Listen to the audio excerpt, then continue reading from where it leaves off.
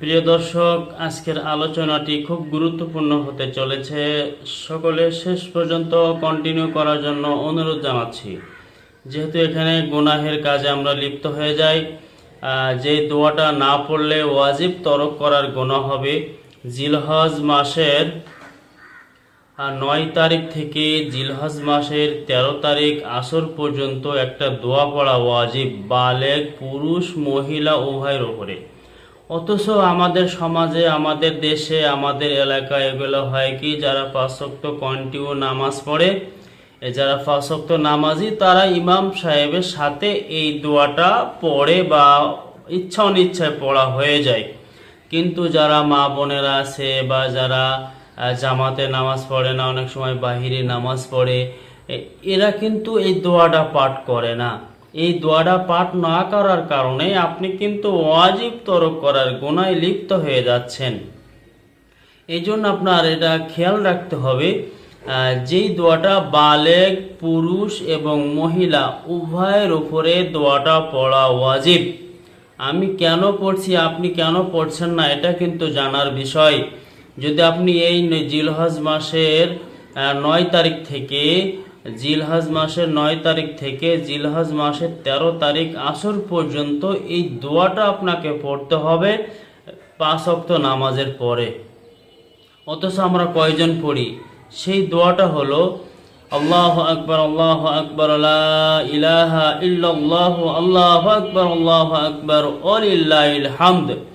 আল্লাহু আকবার, আল্লাহু আকবার, লা ইলাহা ইল্লাল্লাহু, আল্লাহু আকবার, আল্লাহু আকবার, ওয়ালিল্লাহিল হামদ। এই যে দোয়াটা অবশ্যই পড়তে হবে, কারণ এটা ওয়াজিব। এই জিলহজ মাসের 9 তারিখ বলতে আমাদের এখানে ঈদের 2 দিন আগে, তার মানে 8-9 তারিখ। যেমন 8-9 তারিখে 2টা রোজা রয়েছে। এই 2টা রোজার ফজিলত হইল, যেই ব্যক্তি জিলহজ মাসের 8 এবং 9 তারিখে 2টা রোজা রাখবে, এই 2টা রোজার বিনিময়ে তার পেছনে এবং সামনের বছর, পেছনের বছর এবং সামনে বছরের এই 2 বছরে যত সগীরা গুনাহগুলো হয়েছে, এই রোজার কারণে আল্লাহ পাক তার সমস্ত গুনাহগুলো মাফ করে দেবে। বলি সুবহানাল্লাহ। এটি বিশাল একটা সওয়াবের কাজ। আমরা কিন্তু সওয়াবকে প্রতিযোগিতা মনে করি না। কেডা কয় টাকা আয় করতেছে, কেডা কত দুনিয়া দিক দিয়ে এগিয়ে যাচ্ছে, কেডা কত বড় টাকা কোরবানি দিচ্ছে, কেডা কত বড় কোরবানি দিচ্ছে, এই প্রতিযোগিতা আমরা করি। হ্যাঁ, কেডা কত টাকা কামিয়ে যাচ্ছে, কত বাড়ি গাড়ি করছে, আমারও বাড়ি গাড়ি করতে হবে, এই চিন্তা চেতনা কিন্তু আমাদের মাথার মধ্যে খুব ঘুরপাক খায়। কিন্তু সওয়াবের বেলায়, নেকির বেলায় আমাদের মাথায় কিন্তু আর এসব ঘুরপাক খায় না। এজন্য আসুন, যেহেতু আমিও রোজা আছি আজকে, যেহেতু জিলহজ মাসের 8 তারিখ 9 তারিখ 2টা রোজা রাখতে হয়, এটা নফল রোজা, না রাখলে কোনো গুনাহ নাই, আপনার কোনো বাধ্যবাধকতা নাই। আপনি যদি মনে চায় যে না আমার সব দরকার, গুনাহ মাফের দরকার, তাহলে আপনি রোজা রাখতে পারেন। এজন্য বাংলাদেশে যেমন বৃহস্পতিবার আর শুক্রবার এই 2 দিন রোজা থাকবে, এই 2টা রোজা আমরা অবশ্যই রাখবো। আর একটা হচ্ছে যে তাকবীরের কথা বলেছিলাম, এবছর 2025 সালের যে ঈদুল আজহা, এই তাকবীরটা পড়তে হবে।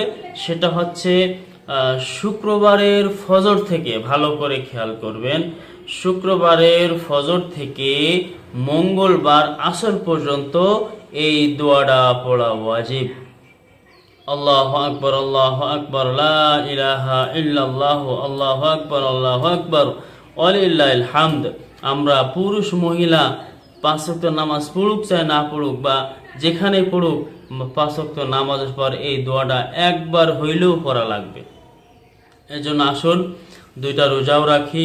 যদি 2টা না হয় তাহলে একটা অবশ্যই আমরা 9 তারিখে যে রোজাটা অবশ্যই রাখবো। আমরা আমাদের সওয়াবের দিক দিয়ে আমরা প্রতিযোগিতা করি, এগিয়ে যাই।